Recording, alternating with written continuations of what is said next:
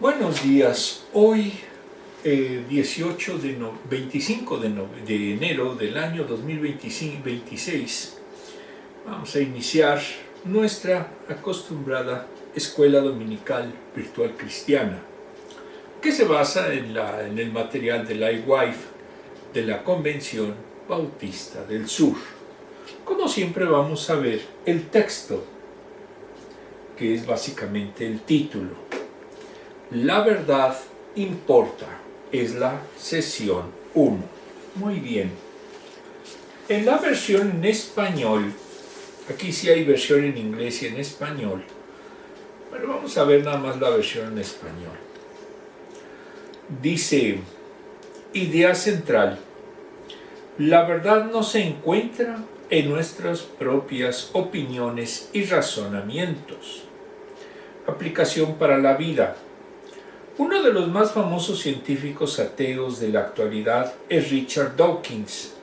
Varias veces le han preguntado en público sobre la existencia del bien y el mal, y siempre respondía de la misma manera: no existe el bien y el mal.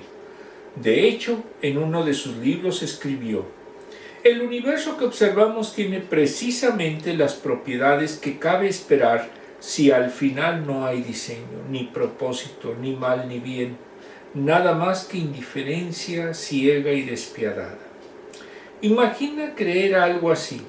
La Biblia nos muestra una visión del mundo completamente diferente. Como veremos en esta sesión, la verdad no se encuentra en nuestras propias opiniones y razonamientos. De hecho, cuando seguimos nuestro propio camino sin tomar en cuenta a Dios, el fin será nuestra propia perdición. Por la gracia de Dios, Él no nos ha dejado sin una guía. Esta guía es la Santa Palabra de Dios. En ella encontraremos la verdad de Dios, una verdad que importa y es crucial para nuestra vida. Ya me acordé que sí pusimos la versión en inglés. Esta es la sesión 1, es la que utiliza el material. Vamos a ver ahora la siguiente.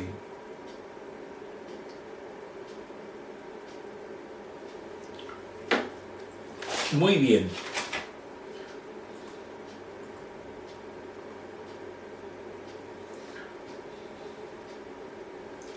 La Biblia se encuentra con la vida. Este es el material en la versión inglesa. Y me pareció interesante. El 26 de diciembre del 2004, en ese momento yo estaba en Cancún, uno de los terremotos más grandes y potentes jamás registrados se produjo frente a las costas de la isla indonesia de Sumatra. Este potente terremoto generó el tsunami más grande y mortífero de la historia moderna. Esas son las imágenes. El tsunami causó la muerte de casi 230,000 personas, desplazó 1.7 millones y causó daños por más de 13,000 millones de dólares. El terremoto y el tsunami que generó devastaron zonas costeras enteras, transformando por completo el paisaje y las economías de muchas comunidades indonesias. En las últimas 2 décadas hemos experimentado un enorme terremoto social, de relativismo, y ahora nos enfrentamos a un tsunami creciente y mortal de opiniones populares, creencias personales y filosofía en constante cambio. Es fácil olvidar que existe una verdad absoluta e inmutable. En medio de todo este caos, en los pasajes de hoy, los escritores bíblicos nos recuerdan que la verdad no se encuentra en el razonamiento humano ni en las encuestas de opinión, sino en la palabra eterna e inmutable de Dios. Al estudiar estos versículos juntos, veremos el marcado contraste entre la comprensión humana y la verdadera sabiduría. Acompáñenme a descubrir por qué la verdad importa y es necesaria para afrontar los desafíos de la vida y vivir con vida plena. Cabe indicar que incluso en las mismas iglesias, en la teología, se está dando un movimiento de deconstrucción, y esa deconstrucción se basa en el subjetivismo. Lo que es válido para mí es lo que importa, lo demás no. Y esa es la filosofía. Incluso en escuelas de teología se observa ese desastroso elemento. Muy bien, vamos ahora sí a empezar con el aspecto bíblico.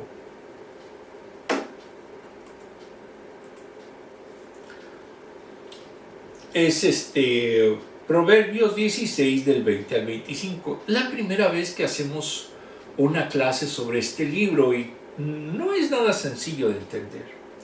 El que atiende a la palabra prospera. Dichoso el que confía en el Señor.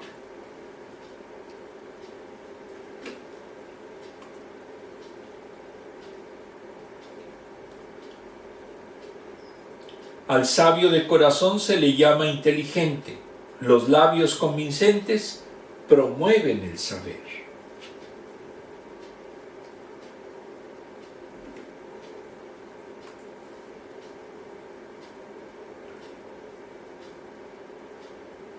Fuente de vida es la prudencia para quien la posee. El castigo de los necios es su propia necedad.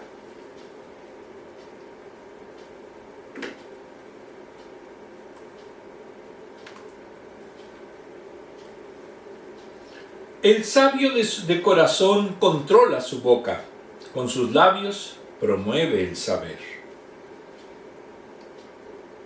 Yo conozco a muchos que no controlan su boca y no son fuente de saber. Muy bien. 24. Panal de miel son las palabras amables, endulzan la vida y dan salud al cuerpo, literalmente a los huesos.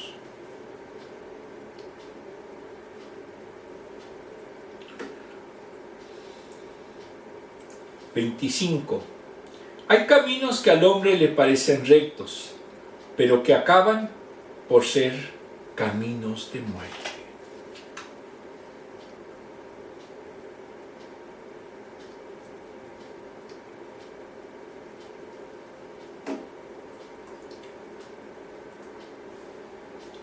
El que atiende a la palabra prospera. Dichoso el que confía en el Señor. Esto está en Proverbios 16, 20. Muy bien. Me gusta este mensaje. Contexto. Vamos a ver qué es el sabio bíblicamente. En el libro Cómo leer los Proverbios de Dominique S. Hernández, que por cierto es compañero del Southwestern Baptist Theological Seminary, editorial Clear, nos dice que el autor en 1, 2 y 7, cuando no señalemos el libro, significa que es de Proverbios. Enseña las metas primarias del libro. Primero, entender la sabiduría y doctrina. 2, para conocer las razones prudentes. 3, para recibir el consejo de prudencia, justicia, juicio y equidad. 4, para dar sagacidad a los simples y a los jóvenes inteligentes y cordura. La sabiduría se demuestra al aplicar los proverbios a la vida personal, con objeto de tomar decisiones que reflejen los estándares divinos de justicia, de rectitud y equidad. Pretende enseñar a las personas, y en especial a los jóvenes, a ser sabios respecto de asuntos prácticos de la vida. El mero hecho de conocer proverbios no le sirve a nadie. Solo si experimentamos la sabiduría cuando aplicamos correctamente los proverbios a nuestra vida cotidiana. Hay que escuchar con los ojos, como cuando aprendemos a andar en bicicleta usando los brazos. Supone uno escucha, a estar atentos al conocimiento correcto y aprenderlo. Si no escuchamos la institución con nuestros ojos y respondemos a ella, tendremos a meternos en situaciones difíciles e incluso catastróficas.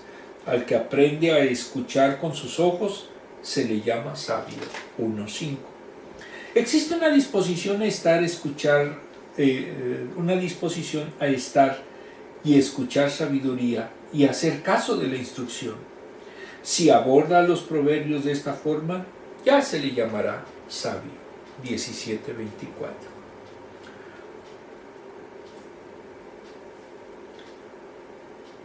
Busca inculcarles a los lectores que tienen que leer bien, es decir, leer proverbios correctamente. Y para esto debe estar dispuesto a abordar el libro que esté plenamente dedicado a escuchar, es decir, a obedecer las instrucciones y a obedecerla. Es una ironía el libro de Proverbios, puesto que puede ser una lectura cómoda y que no requiere esfuerzo. La mayoría son dichos fáciles de entender que ofrecen instrucciones prácticas que aplicar a nuestras vidas. Y por el otro, el llamado constante al lector de que se deje enseñar. Convierta los proverbios en el libro bíblico más desafiante y en el más difícil de vincular a nuestro día a día. La respuesta a esto tiene que ver cómo se leen los proverbios, a quién lo lee y quién lo lee. Si proverbios lo lee una persona que desea caminar con el Señor, está dispuesto a escuchar, entiende las limitaciones de su propio conocimiento y viaja junto a otras personas sabias. Entonces, aplicar los proverbios al camino personal podría ser desafiante. El motivo es sencillo. Las personas que recurren al camino de la sabiduría reciben las instrucciones de proverbios y se esfuerzan por crecer en su conocimiento cumpliéndolas, si se hace caso a la enseñanza. Conduce a la transformación, porque aquellos que están dispuestos a aprender consideran honestamente como senderos personales, reflejan el temor del Señor en sus circunstancias individuales. Será necio quien es reacio a aprender y vive conforme a su propia sabiduría humana. El problema es que si no está dispuesto a recibir instrucción y buscar a personas que lo guíen, no sentirá imperativo para responder a la sabiduría expuesta en Proverbios. En Proverbios, admitir que uno necesita ayuda se considera una muestra de sabiduría. Si no estamos dispuestos a aprender, a ser receptivas a la instrucción, no serán aplicables a nuestra vida. En el libro Literatura de la Sabiduría del Dr. Brian J. Bailey, editorial Sion Christian Publishers, nos dice que hay que hacer una comparación entre el sabio y el insensato. Los primeros son los que buscan la sabiduría y los otros la rechazan o son negligentes en escuchar la sabiduría que clama a los hijos de los hombres. 1 del 5 al 6.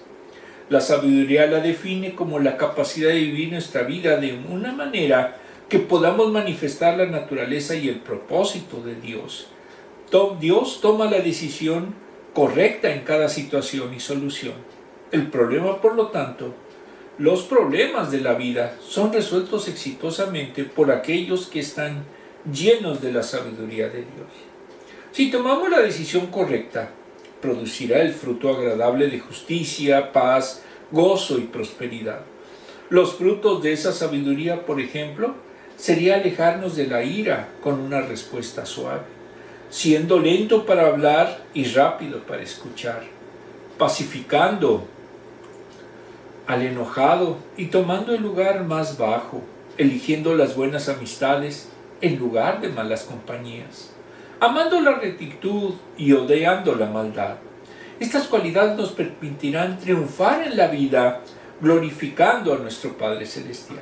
La sabiduría no se puede comprar con oro o plata, porque para Dios la sabiduría viene de su boca, el conocimiento y la inteligencia. 2:6. ¿A quién le concede la sabiduría? Porque al hombre que le agrada le da sabiduría, ciencia, gozo, mas el pecado da el trabajo de recoger y amontonar para darlo al que agrada a Dios. Eclesiastés 2:26. La sabiduría Dios la da a los sabios. Daniel 2:21. Y como dijo Jesús, al que tiene se le dará más, al que no tiene, aun lo que tiene se le quitará. Lucas 19:28. ¿Cómo obtenemos la sabiduría? El temor de Dios es la sabiduría. Job 28:28. La clave para entender el temor del Señor, si se entienden sus palabras, cumplen sus mandamientos y las guardas dentro de ti, haciendo y estar atento a la sabiduría. Si inclinas tu corazón a la prudencia, si clamares a la inteligencia y a la prudencia dieres tu voz, si como a la plata lo buscareis y la escudriñás como a tesoros, entonces entenderás el temor de Jehová y hallarás el conocimiento de Dios. 2 del 1 al 5. El temor de Dios se puede definir como vivir de una forma cautelosa y nos aseguramos que todo lo que hacemos agrade al Señor y con nuestras decisiones sean conformes a sus deseos y a su voluntad santa.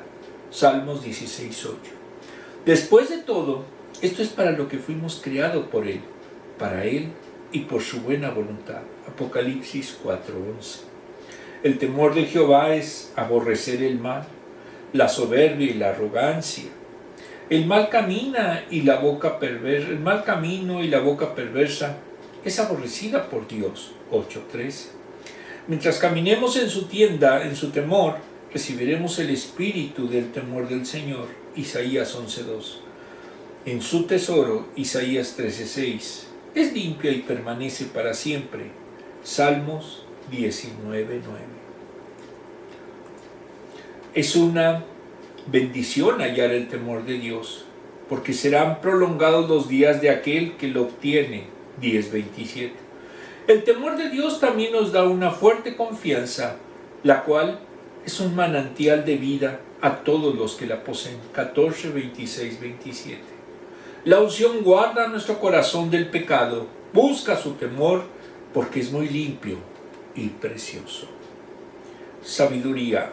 De acuerdo al diccionario bíblico ilustrado de Francisco Lacueva, editorial CLIE, nos dice que viene del verbo saber y del latín supere, tener sabor, tener juicio, entender.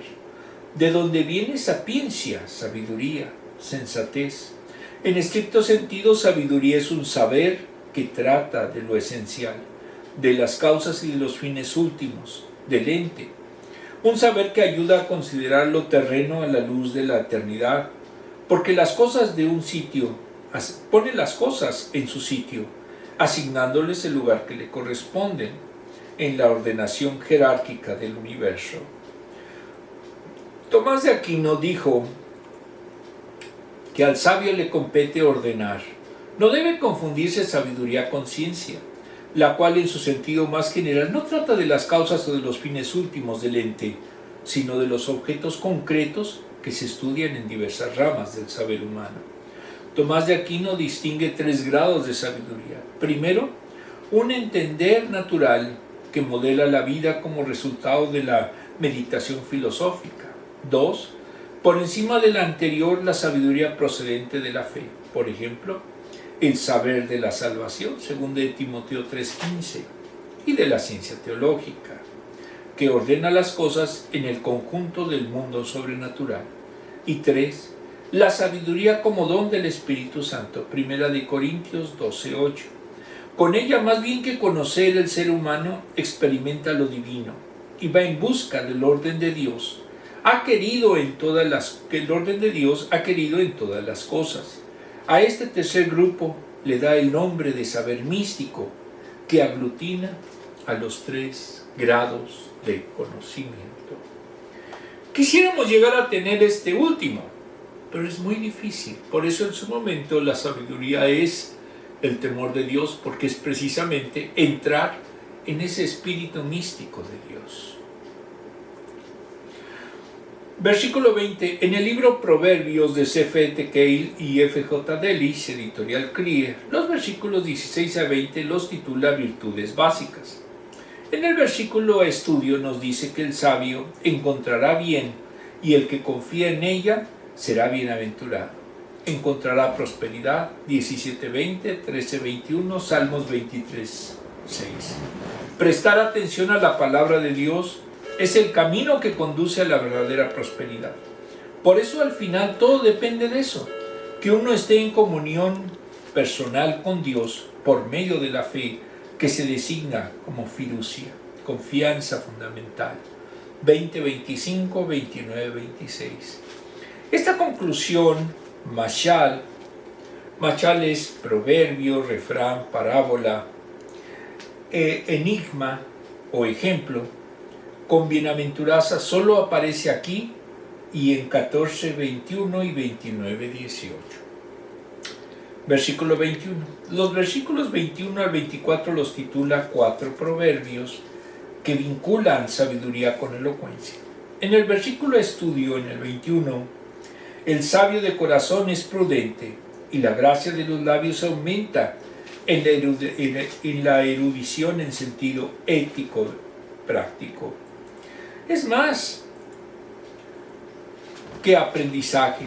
La dulzura de labios no puede aplicar al aprendizaje sino la realización de un buen discurso. Aquí se alude a la gracia del buen decir, de la buena exposición de las ideas, de un mundo que no sea simplemente retórico en el sentido eterno, sino que brote del corazón. El pecho del corazón hace elocuentes a los hombres, transforma su mente, les hace capaz de impartir una instrucción que sea aceptable. Solo aquel que es sabio de corazón, es decir, de mente y espíritu, puede llamarse verdaderamente sabio, culto, inteligente, por tener una buena palabra. El don de los labios expresa con hondura el valor del entendimiento de la inteligencia, ya que solo una buena palabra sirve para manifestar a los demás el valor de un conocimiento. En los labios de los inteligentes se encuentra la sabiduría. Es agradable porque procede de un sentimiento profundo y tierno a favor de lo adecuado y beneficioso. Esto significa que si no es sabio el orador, el maestro, pues entonces no le vamos a entender. Sus palabras nos van a caer inclusive hasta mal. ¿Por qué? Porque muchas veces son incongruentes. Siempre hay que tener una lógica en lo que vamos a decir. El mismo versículo 22. La fuente de la vida es el entendimiento para su poseedor, pero más para el necio, corregir su necedad es locura. Es decir, lo que los necios obtienen de la educación o entendimiento es locura. No tiene sentido castigar a los necios para que se eduquen, pues ellos no cambian ni con castigos. Los frutos del entendimiento son una cultura y sabiduría excelentes, 13:15, representada como fuente de vida que enriquece a los mismos inteligentes. El hombre de entendimiento tiene en su mismo entendimiento una fuente de transformación, un manantial de consejos que asegura su vida, la profundiza y la adorna. Por el contrario, la locura o necedad se castiga a sí misma con más locura, 14:24. Porque el necio, si no vuelve en sí y no abandona su locura, Salmos 107, 17-22, destruye imprudentemente su propia prosperidad. Versículo 23. El corazón del sabio hace sabia su boca, y la ciencia sube a su labio. La sabiduría del corazón produce un discurso inteligente y la sabiduría sube a sus labios. Es decir, sabiduría del sabio se expresa a través de sus labios. 22:18, Salmos 16:4. Para comunicarse de esa forma, pues el contenido del saber y la capacidad de comunicarlo se miden por la sabiduría de corazón de quien lo posee. El corazón del sabio crece, es decir, difunde su conocimiento, es algo que sube y se expande por los labios. Cuando encontramos a un buen maestro, no nos aburre su clase, al contrario, cada vez queremos más parecernos a él. Yo tuve en lo personal grandes maestros que me dieron en su momento una perspectiva de lo que era enseñar. Y en todos ellos lo fundamental era investigar, criticar, pero sobre todo decir la verdad. Si uno pretende engañar a un auditorio, no es sabio, es necio. Versículo 24. Las palabras agradables son como el panel de miel, dulce al alma y medicina para lo bueno. Sus palabras que brotan del amor y respiran ese mismo amor. Tales palabras son dulces para el alma del creyente y dan fuerza y salud a los huesos. 15:30. Porque no es solo lo que cura y restaura la solidez de los huesos, sino también lo que conserva y le da solidez, le hace crecer. Apocalipsis 22:2. Versículo 25. Los versículos 25 a 30 nos dicen que 4 comienzan con la palabra de la boca. En el versículo de estudio nos dice que equivale al que aparece en 14:12. Si vemos nos dice que hay caminos que a uno le parecen derechos, pero su fin se vuelve destrucción y muerte. Esto afirma que a veces la rectitud está presente como un fantasma, pues surge enteramente de un autoengaño. En este caso, el hombre juzga falsamente y se extravía, cuando sin tomar en cuenta a Dios y su palabra, mantiene solo sus propias opiniones. Ese es el camino del alejamiento de Dios, de la seguridad carnal. Este es el camino del vicio en el que el ciego piensa que puede caminar para cumplir sus propósitos. Pero al final de ese camino, en lo que desemboca, es la muerte. Quien se engaña a sí mismo en el curso de su vida, llega el momento en el que descubre que no tiene más camino, que aquel que conduce a la muerte, el autoengaño que lleva a la destrucción, se puede presentar de diferentes maneras. Cuando nosotros confiamos solo en lo que nosotros pensamos que es bueno o que es malo, es decir, hacemos simple y llanamente una mera recapitulación de las voluntades de cada uno, no vamos a encontrar sabiduría. Al contrario, ese va a ser un elemento de autoengaño. ¿Por qué? Porque la manera en la cual el ser humano conoce la sabiduría es a través de la palabra, como habíamos visto. Y si no tenemos a la palabra como nuestra guía, pues simple y llanamente nos desviamos. Versículo 25. 1. Unos pueden morir por la sentencia de otros. 2. Otros se suicidan. 3. Otros adquieren una enfermedad repugnante. 4. Otros por un lento derrumbamiento entre remordimientos de conciencia. Y 5. Otros por el dolor de una vida desordenada. Vamos a ver el desglose. Nos narra que un joven tuvo una conversación con su profesor de la Biblia. El muchacho dijo que no existía la verdad. La realidad, sin embargo, es que aunque no creamos que existe la verdad sigue existiendo. Por ejemplo, una persona pudiera subirse a una escalera y proclamar: no creo en la ley de la gravedad. De todas maneras, al saltar caerá y se romperá uno que otro hueso. La realidad es que todos creemos en verdades objetivas y vivimos nuestras vidas de acuerdo con esta realidad. La razón de esta es sencillo. La verdad existe, pero ¿cómo sabemos si algo es en realidad verdadero o solamente una opinión, creencia, percepción o emoción? Veamos algunas respuestas en Proverbios 16 del 20 al 25. La verdadera sabiduría proviene de un corazón que confía en Dios, versículo 20. El necio es el que dice en su corazón: no hay Dios, Salmos 14:1. Por el contrario, el sabio en sentido bíblico es el que confía en Dios, Proverbios 16:20. En un mundo lleno de incertidumbre, el creyente deposita su confianza en el Dios Todopoderoso, que ha revelado la verdad por medio de la Escritura. De esa manera podemos andar confiados, pues sabemos que seguir la voluntad de Dios nos da confianza. El que confía en Dios es bienaventurado, es decir, inmensamente feliz. ¿Por qué? Porque puede vivir en paz incluso en medio de un mundo lleno de incertidumbre. La verdadera sabiduría pone en acción la verdad de Dios, versículos 21 al 24. No basta con limitarse a creer que la Biblia es verdad. Es indispensable ponerla en acción. En este pasaje vemos que el sabio es prudente, versículo 21. Habla con dulzura en los labios, versículos 23. Sus dichos son como panal de miel, suavidad al alma, suavidad para el alma y medicina para los huesos, versículo 24. Claramente esas expresiones indican que la sabiduría debe poner en acción por medio de la prudencia. Hay personas que se jactan de decir las cosas como son, pero la Biblia nos llama a un estándar más alto. Sea vuestra palabra siempre con gracia, sazonada con sal, para que sepáis cómo debéis responder a cada uno. Colosenses 4:6. La verdadera sabiduría contrasta con la necedad humana. Versículo 25. Desde un punto de vista bíblico, el sabio es aquel que tiene mucho conocimiento intelectual. Es decir, el conocimiento intelectual no es suficiente para ser sabio. Por eso el pasaje dice, mas la erudición de los necios es necedad. Versículo 22.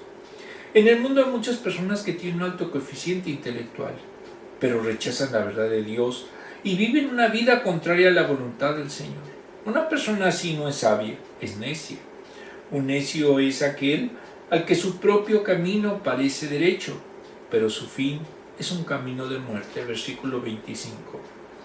Por eso es importante recordar lo que la Biblia nos enseña.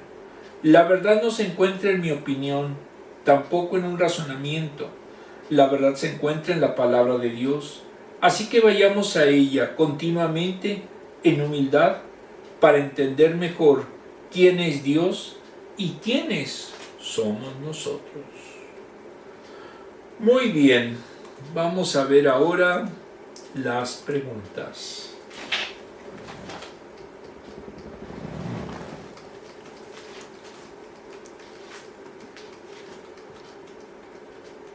Como ven, no es nada sencillo este tema.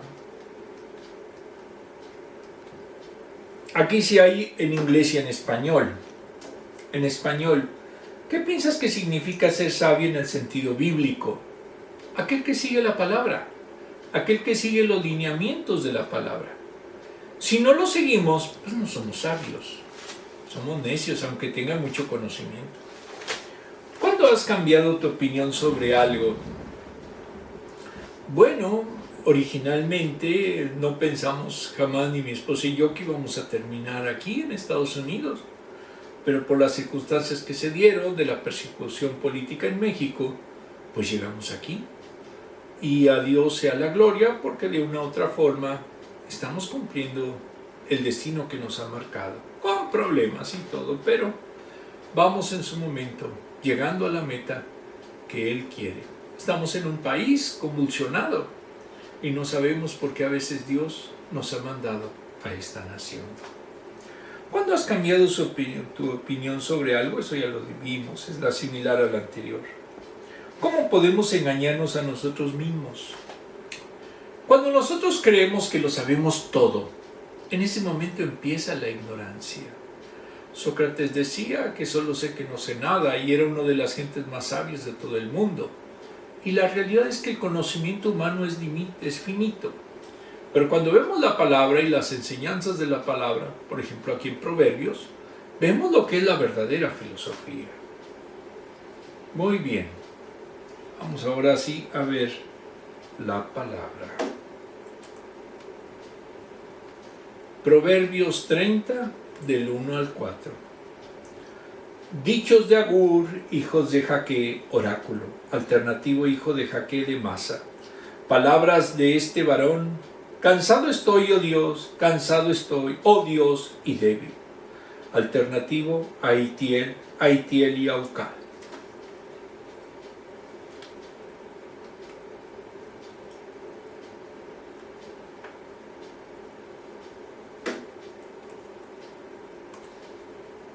Soy el más ignorante de todos los hombres. No hay en mí discernimiento humano.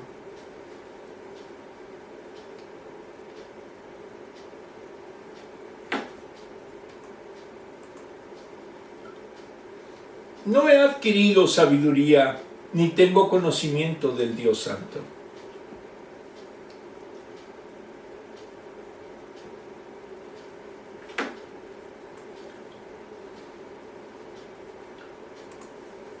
¿Quién ha subido a los cielos y descendido de ellos? ¿Quién puede atrapar el viento en su puño e envolver el mar en su manto? ¿Quién ha establecido los límites de la tierra? ¿Quién conoce su nombre o el de su hijo? Sobre todo en la primera parte, aquí parecería, algunos lo interpretan como mesiánico, porque lógicamente por Jesucristo.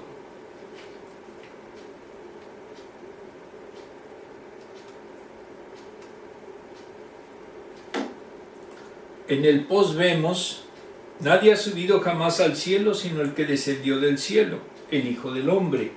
Juan 3:13. Ya vimos de dónde se basó esta afirmación teológica. Versículo 1. Empieza este capítulo con el título y origen de los autores. Argos, hijo de Jaque de Mad o Mas, es el primer apéndice del libro. Se piensa que quien los escribió es de una época posterior al rey Ezequías. Agur significa los reunidos y en árabe es recaudador. También podría significar hombre industrioso. Jaque es el obediente. En cuanto al lugar, Mad o Masa es incierta su ubicación. Y Tel y Ochar deben ser sus hijos, discípulos o contemporáneos de Agar. Se ve a un hombre turbado por Dios, se siente la presencia misteriosa de Dios, aunque se objeta a esta interpretación. En Reina Valera dice: no hay Dios, no hay Dios. ¿Y acaso podré yo saber? Es problemática y es una línea de desesperación. No se cree capaz de hacer nada, lo reduciré todo, no puedo y me retiraré, me desmayaré. Considera que la traducción mejor sería y no he retirado. Agar es un hombre que ha dedicado todas sus fuerzas a indagar los misterios de Dios y de la vida. Entonces consideramos que la traducción que tiene la Nueva Versión Internacional es la más adecuada.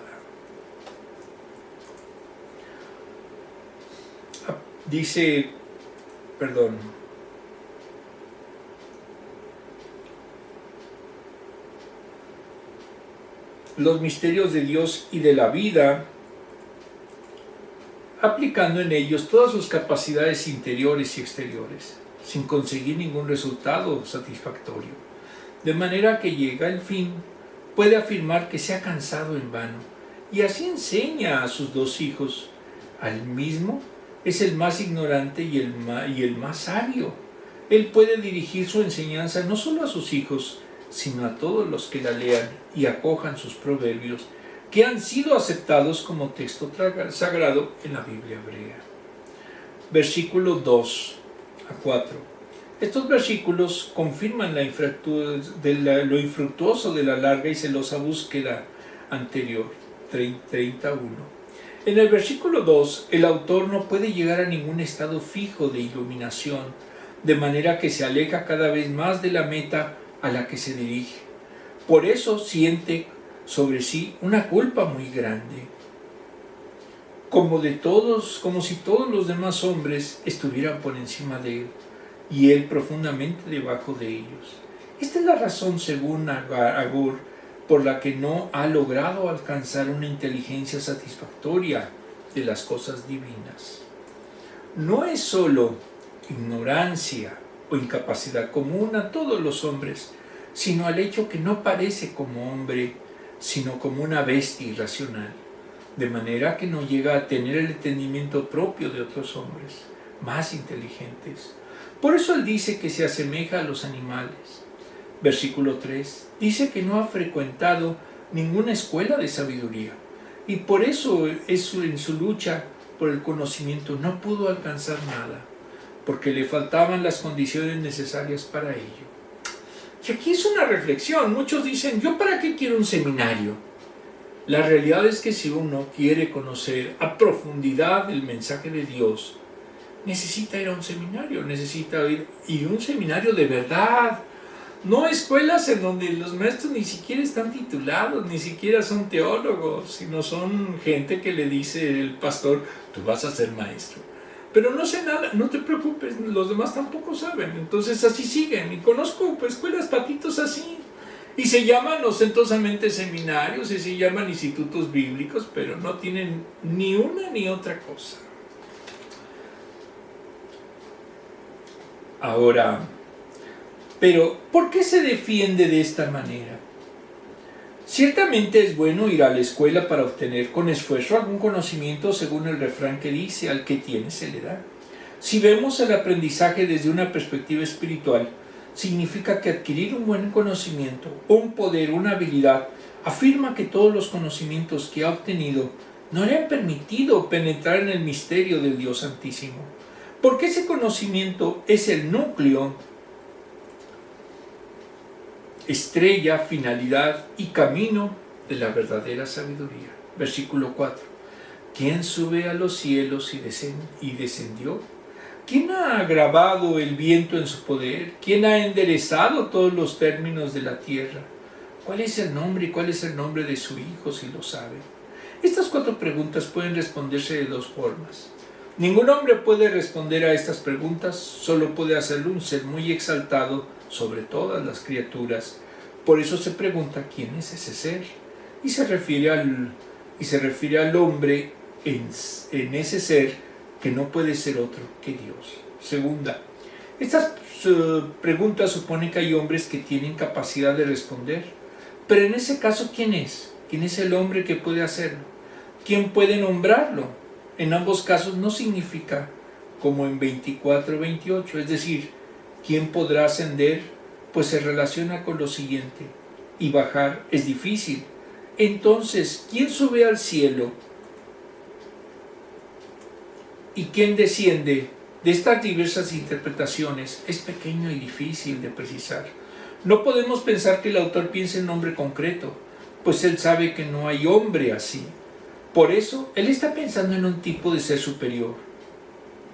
Si queremos ser muy cristológicos, en Cristo.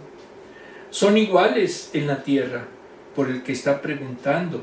Las 4 preguntas se presentan 40-12, aquel que ha hecho y que hace todo. Estas preguntas se refieren a Dios, a quien nadie puede comprender, al Dios que está por encima de todas sus obras, exaltado por encima de ellos, lleno de misterio. Si el habitante de la tierra eleva su mirada al cielo azul, traspasado por una dorada luz del sol y sembrado de estrellas en la noche, si considera el cambio de las estaciones y siente el repentino levantamiento del vientre, si ve las aguas superiores vestidas de nubes de lana que contienen y retienen el agua, si deja que su mirada recorra el horizonte, un mundo edificado sobre el vacío interior. Y esa es la grandeza de la creación, porque de la nada, según lo que dice la palabra, Dios lo creó todo.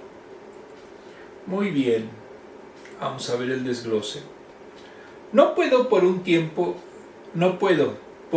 uno de los hijos del autor decía con frecuencia esas palabras, tomando esa situación como una oportunidad para enseñarle sobre sí mismo. Yo le recordaba que incluso con nuestras propias incapacidades, Dios nos da la fuerza y la gracia para lograr lo que tenemos que hacer. Sin embargo, es verdad que muchas veces el autor se siente así en la vida. Y probablemente te haya pasado a ti también. Sentirnos que no podemos, que no sabemos la respuesta a alguna circunstancia por la que estamos pasando en estos proverbios. En este proverbio, Agur, hijo de Jaquer, estará recordando con palabras poéticas que nosotros mismos no tenemos la capacidad para entender muchas cosas. Pero es justamente cuando reconocemos nuestra limitación, cuando podemos mirar hacia nuestro ayudador, Dios. El sabio busca enseñar a otros, versículo 1. Ahí se habla de Agur, quien escribió este pasaje. La Biblia no da detalles sobre quién era este hombre, excepto lo que podemos intuir por lo que escribió en este proverbio. Sabemos que fue un hombre sabio, porque cada versículo en este capítulo está saturado de sabiduría. También sabemos que tenía el don profético, lo cual nos indica que podía proclamar la verdad de Dios a otros. También se mencionan otras 3 personas, Itiel, Itiel y Ucá, quienes según algunos eruditos bíblicos pudieran ser discípulos de Agar o hijos. De esto podemos aprender que Dios quiere que enseñemos a otros lo que Él nos ha enseñado a nosotros. El sabio reconoce su propia incapacidad. Por eso se refiere a sí mismo como rudo y sin entendimiento, versículo 2. Aquí está usando lenguaje hiperbólico, una técnica retórica frecuente en los escritos poéticos. Hiperbólico es exagerado,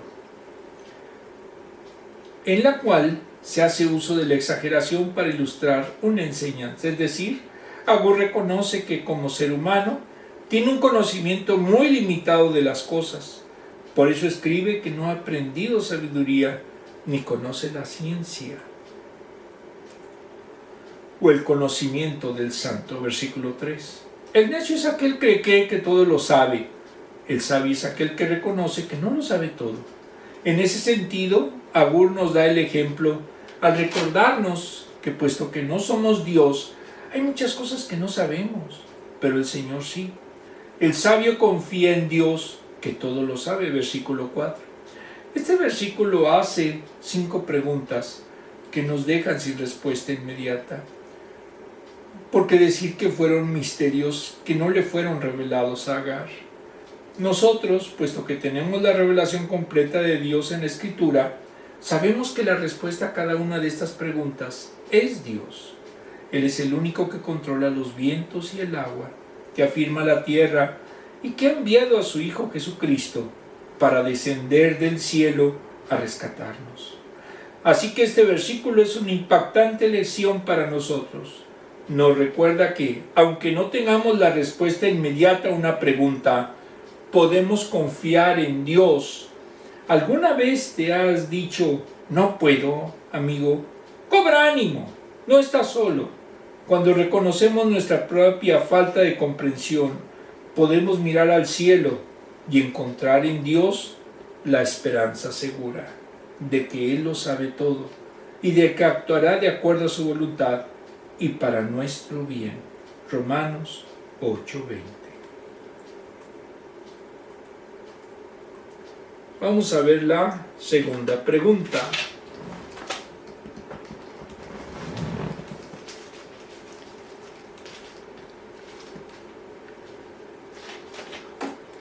En español, ¿qué diferencia hay entre la sabiduría humana y la sabiduría que viene de Dios?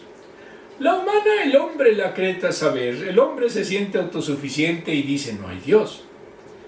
Pero la sabiduría que viene de Dios es la que tiene la verdad y la que nos enseña a través de la historia, a través de la naturaleza, que Él es el que domina todo. ¿Cómo nos ayuda en la vida a aceptar que no lo entendemos todo? Nos permite conocer más. Si nosotros nos sentimos autosuficientes, hasta ahí llegamos, porque ya no queremos conocer más. Pero si nosotros aceptamos que necesitamos y dependemos de Dios, entonces vamos a buscar cada vez más.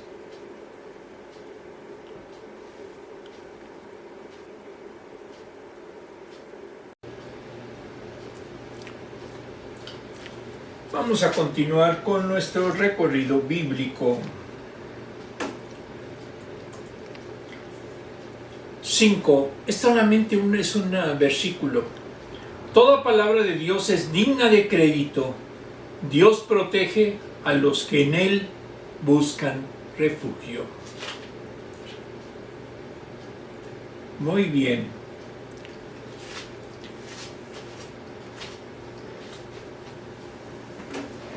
Entonces, como vimos, toda palabra de Dios es digna de crédito. Esto significa que es verdad.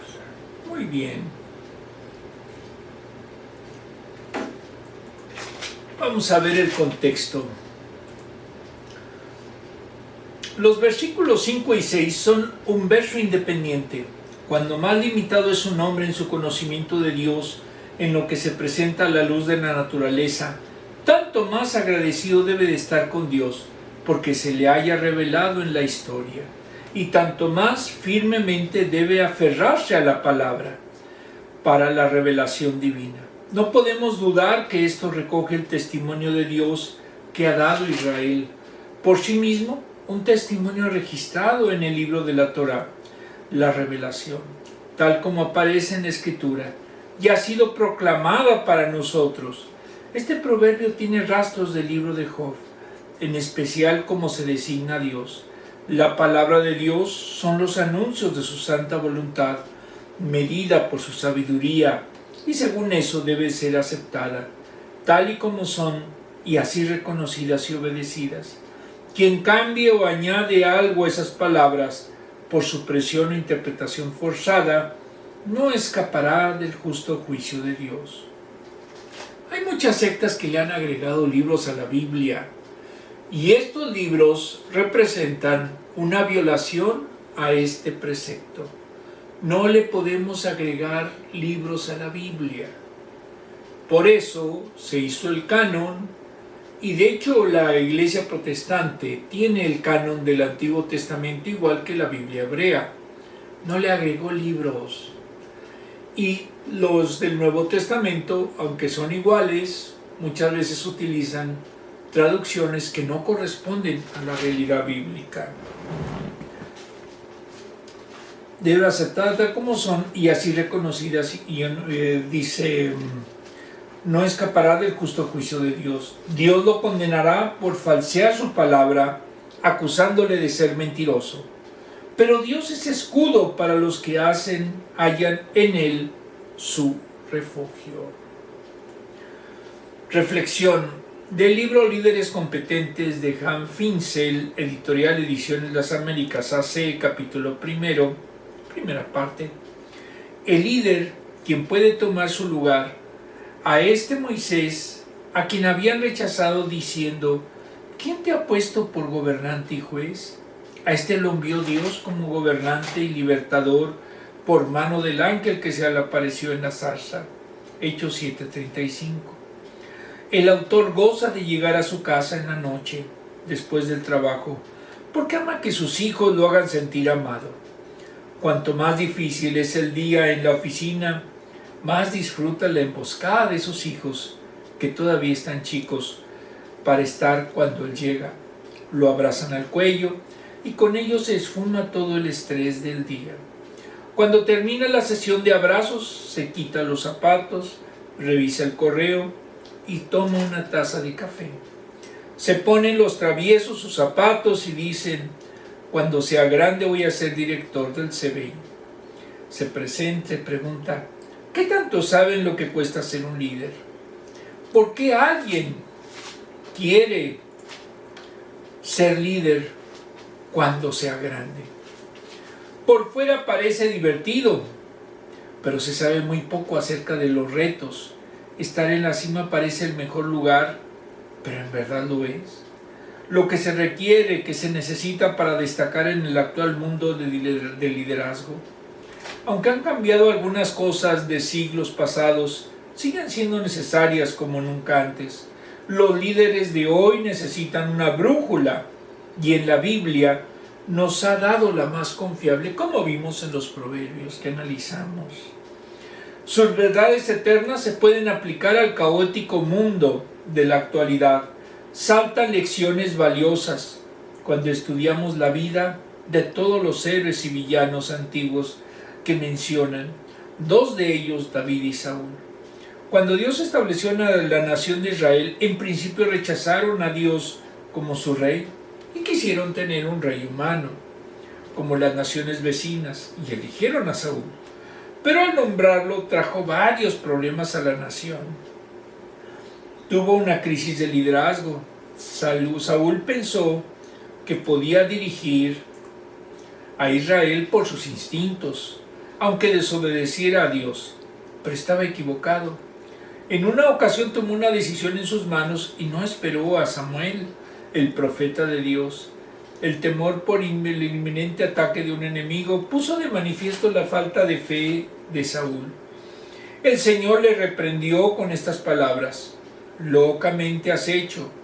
No guardaste el mandamiento de Jehová, tu Dios, que Él te había ordenado. Pues ahora Jehová hubiera confirmado tu reino sobre Israel para siempre. Mas ahora tu reino no será duradero. Jehová se ha buscado un varón conforme a su corazón, el cual Jehová ha designado para que sea príncipe sobre su pueblo, por cuanto tú no has guardado lo que Jehová te mandó. Primera de Samuel 13, del 13 al 14. Dios escogió al hombre correcto para que realizara el trabajo con eficacia y sea el sucesor de Saúl. Dios no se equivoca. Él planeó que fuera Saúl el primer rey para mostrarle a los israelitas las consecuencias de designar un líder cuando ellos decidían sin tomarlo en cuenta. Esa es una lección que debe de tomar en cuenta. los que formen los comités de búsqueda de líderes nunca deben de adelantarse a la dirección divina. Cuando pidan sabiduría para tomar la decisión correcta, lo que ustedes creen que necesitan y lo que Dios sabe que requieren puede ser muy diferente. Muchos grupos entran en pánico cuando pierden a un líder y apresuradamente nombran al sucesor, pero este no es el adecuado. Toman tiempo necesario para esperar en el Señor, hagan su trabajo y elijan con cuidado la persona indicada. Esto no se puede tomar a la ligera. Si es usted la persona que busca el puesto, no se apresure, busque la dirección clara de Dios. ¿Qué tenía de especial David para que Dios lo eligiera? Él no se enfrentó a leones, osos y con un Golis, porque la mesa directiva que tomara decisiones se lo ordenara. Más bien, recibió la fuerza para liderar, porque el Señor vio que era un varón que tenía un corazón conforme al de Dios. Lo último que David se imaginó era que sería llamado a gobernar Israel. Lo único que tenía en su mente era su rebaño, su fe sencilla y pura en Dios. Le permitía cuidar fielmente a sus ovejas. Eso es todo lo que sabía aquel adolescente, aparte de tocar el arpa. Además le gustaba cantar y era cumplido con su padre. Cuando Samuel pidió a Esaí que le presentara a sus hijos para que uno de ellos fuera sucesor de Saúl, se puso de manifiesto que el proceso de selección de Dios difiere mucho del humano. El Señor dijo a Samuel: no mires a su parecer ni a lo grande de su estatura, porque yo lo desecho. Porque Jehová no mira lo que mira el hombre, pues el hombre mira lo que está delante de sus ojos, pero Jehová mira el corazón. Primera de Samuel 16:7. Ninguno de los hijos mayores fue escogido. A los ojos de Samuel parecían excelentes para el puesto, pero Dios lo rechazó a todos estos hombres admirables.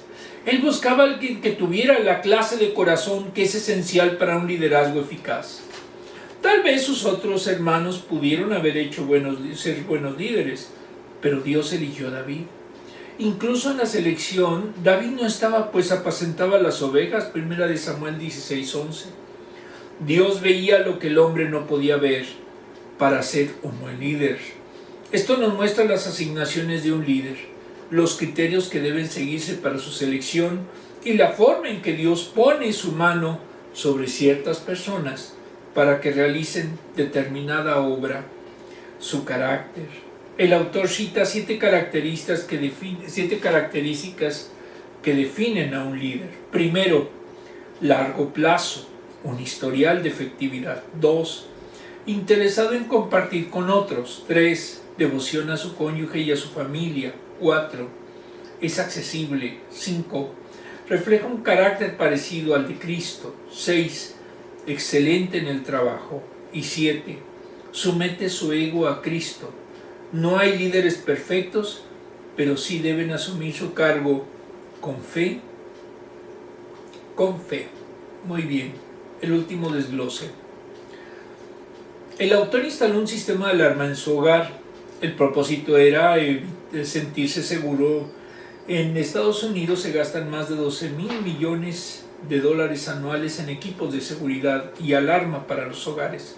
Se gasta dinero para ello, pero los creyentes en Jesús sabemos que al final el gran protector de nuestras vidas es Dios mismo. Si realmente confiamos en el Señor para la protección de nuestra alma, tenemos que comenzar reconociendo nuestras limitaciones. Confiar en la palabra de Dios es admitir mi propia incapacidad. En los primeros 4 versículos del Proverbio 30, aprendemos que el actor Agur reconocía su propia incapacidad delante de Dios.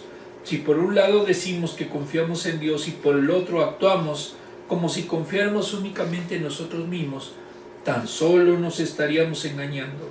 Admitir nuestra incapacidad no es sinónimo de debilidad, sino todo lo contrario. Es reconocer que puesto que somos seres humanos, hemos sido creados con una dependencia profunda que solo Dios puede satisfacer. ¿Qué podemos hacer? ¿Confiar en la palabra de Dios? Confiar en la palabra de Dios es admitir que toda ella es limpia. 35.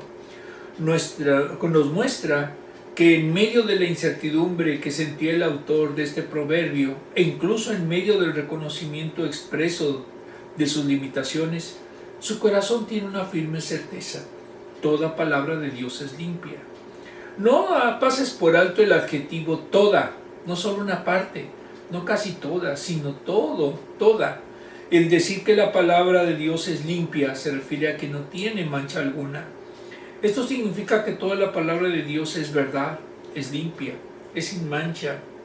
Y esa es la razón por la que podemos confiar en ella. Confiar en la palabra de Dios es esperar que la protección de Dios es perfecta. Al haber confiado en que toda la palabra de Dios es verdad, recibiremos también la protección que Dios nos brinda por medio de ella. Este pasaje afirma que Dios es un escudo a los que esperan en Él.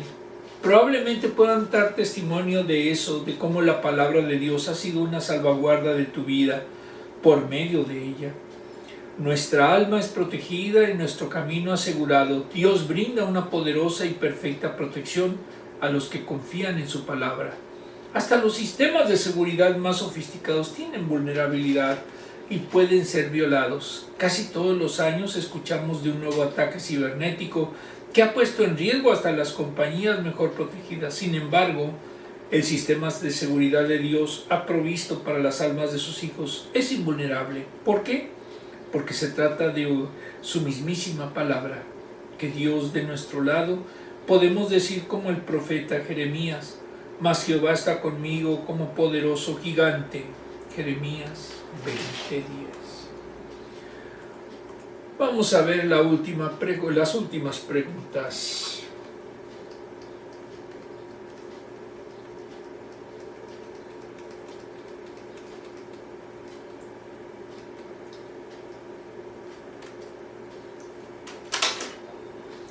¿De qué manera la Biblia protege nuestra vida?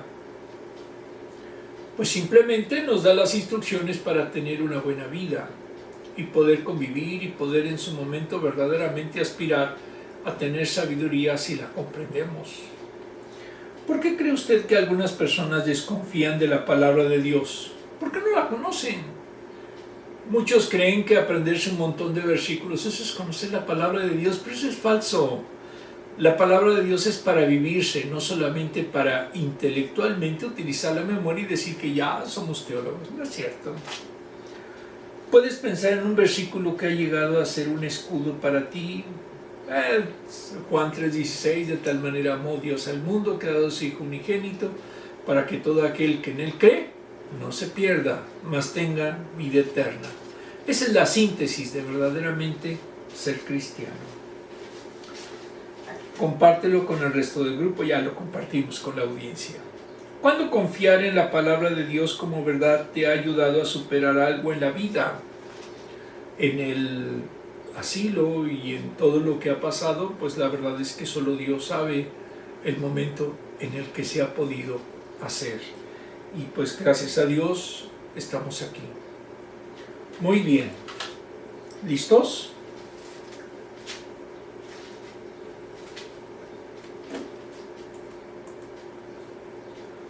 Proverbios 36.